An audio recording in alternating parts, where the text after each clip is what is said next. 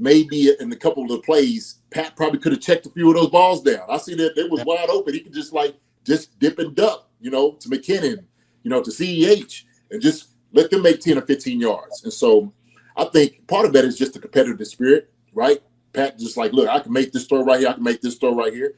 And I think sometimes it kind of came up maybe at the end of the half. That's what everybody was kind of talking about. Like, why not take another shot? You did 3 shots.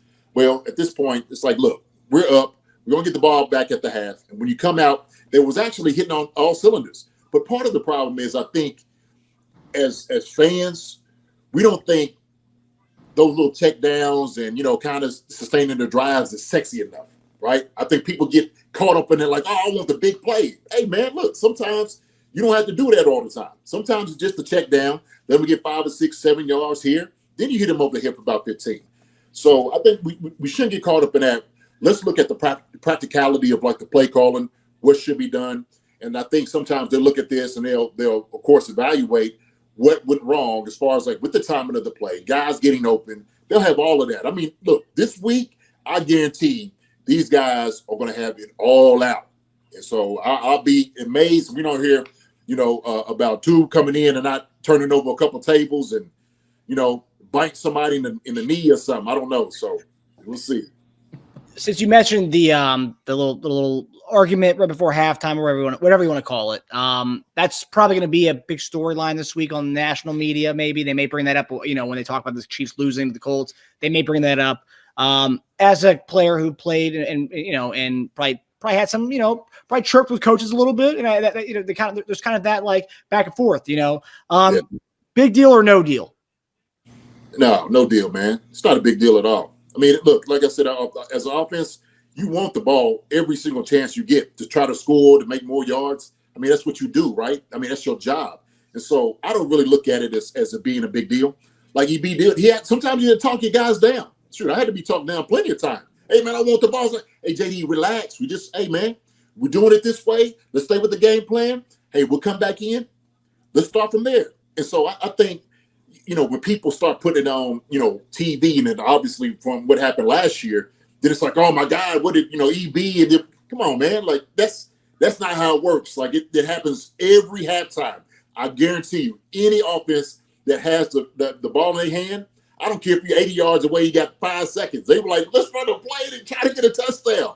That's the way it works, man. That's the way it works. So it's not a big deal, not at all. I wish I shared JD's optimism on this one. But when this is now the second time in 4 games dating back to the Chiefs AFC Championship loss to the Bengals, where we've seen Eric Bieniemy and Patrick Mahomes literally get in shouting matches together and fight like this at the end of the first half, and in the second half, they only put up a certain amount of points, and they look like they're absolutely lost in offense again.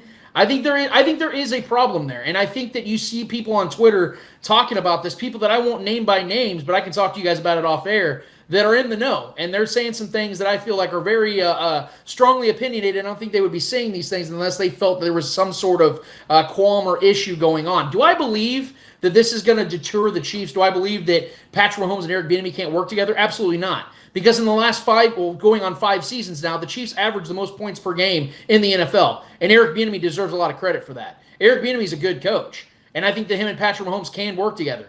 But I also think that there are some issues with how they see things going, and that can be good for a team. That can ignite something in an offense, and they can start clicking and have a 6-7 game stretch where they look completely unstoppable. But I do think there is a fundamental and a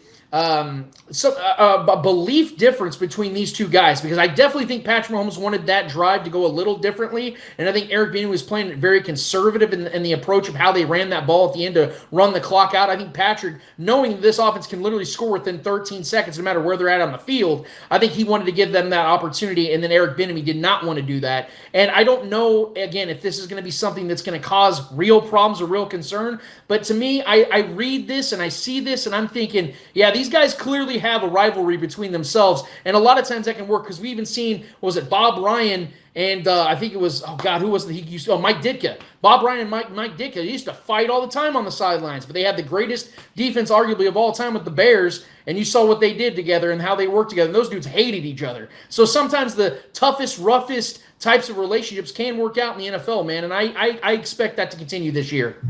Well, I tell you what, I disagree with that, and I'm going to tell you why.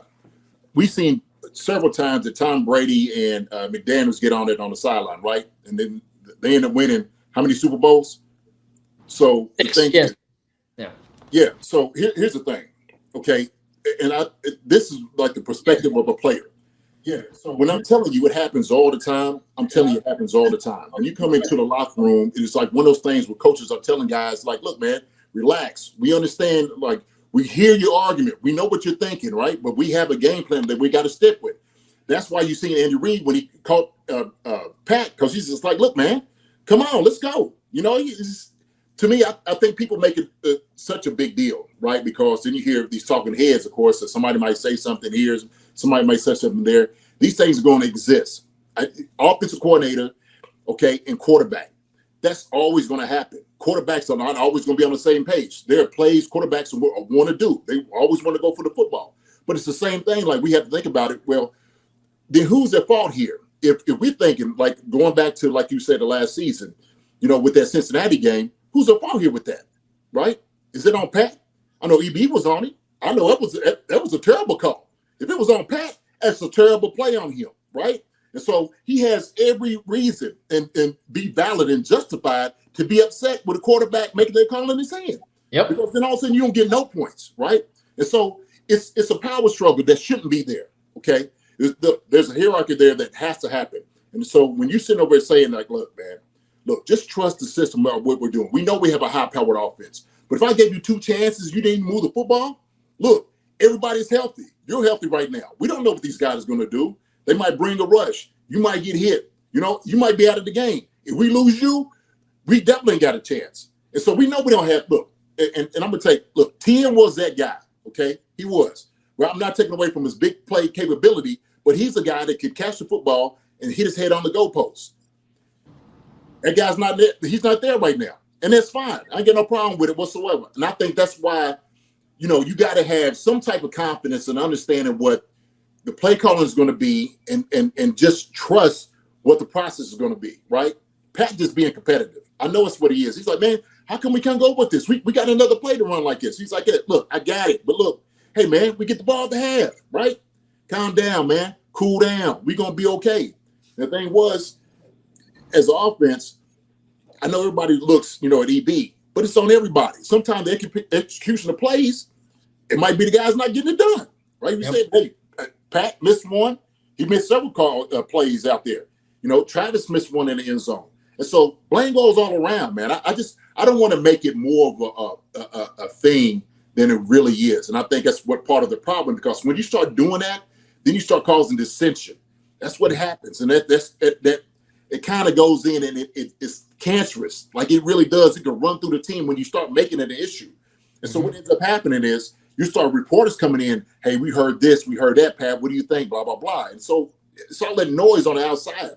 But see, when people see this all the time, what are people supposed to think? They're not in the huddle. I just know, because when you're sitting over here and it happens, when I'm telling you every halftime, it's always halftime. Somebody is not happy. Somebody's coming in fussing, arguing. You could be up 2 touchdowns and somebody going to come in and fuss. That's just the way it is, man, in the NFL locker room. That's the reality of it, really.